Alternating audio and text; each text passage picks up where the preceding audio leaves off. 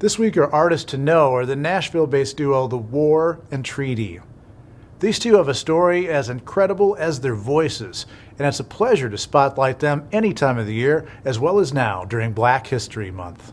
The War and Treaty are Michael Trotter and Tanya Blunt Trotter. Each of them is an outstanding musician in their own right, and they were married for 3 years before their friend heard them singing with each other and encouraged the couple to perform together.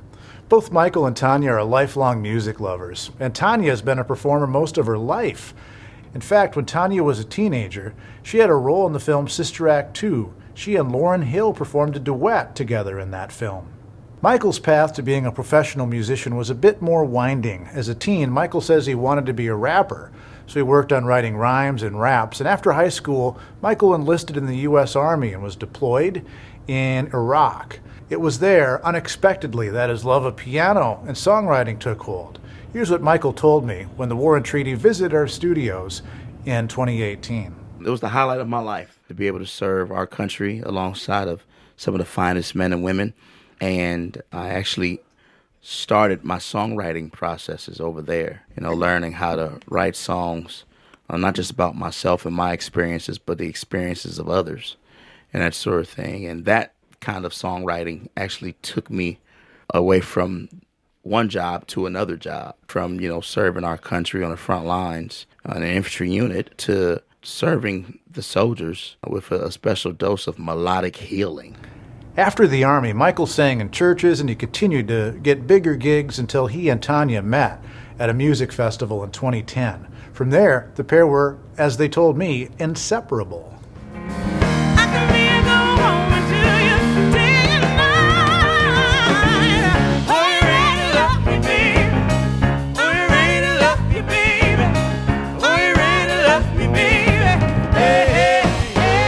War and Treaty's first album, Healing Tide, echoed the couple's belief that music is indeed healing, whether it's dealing with things like PTSD, with which Michael has first-hand experience, or with other things like poverty, homelessness, or racism and other forms of oppression. This idea supports the War and Treaty's positive spirit and their desire to help bring healing and solve problems. As the duo told the New England folk and roots music publication, Redline Roots, in 2018. The problem is not people pointing out problems. The problem is people seeing people as the problem, and not the problem as the problem. Problems don't create themselves, and problems are created by the same people who create the solutions, us. Yes, it is fun and righteous to have that sort of indignation and to say these are problems that we face, but the key word there is we.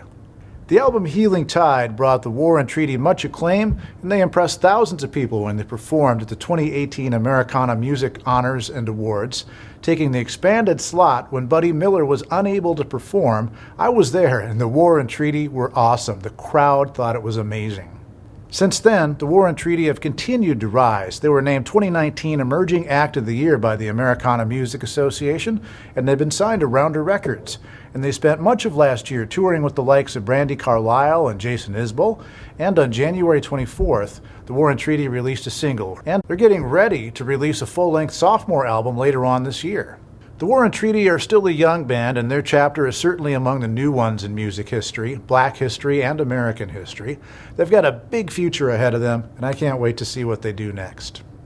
I'll feature music by the War and Treaty on my show, United States of Americana, here at Sundays from 8 to 10 a.m. Central on The Current.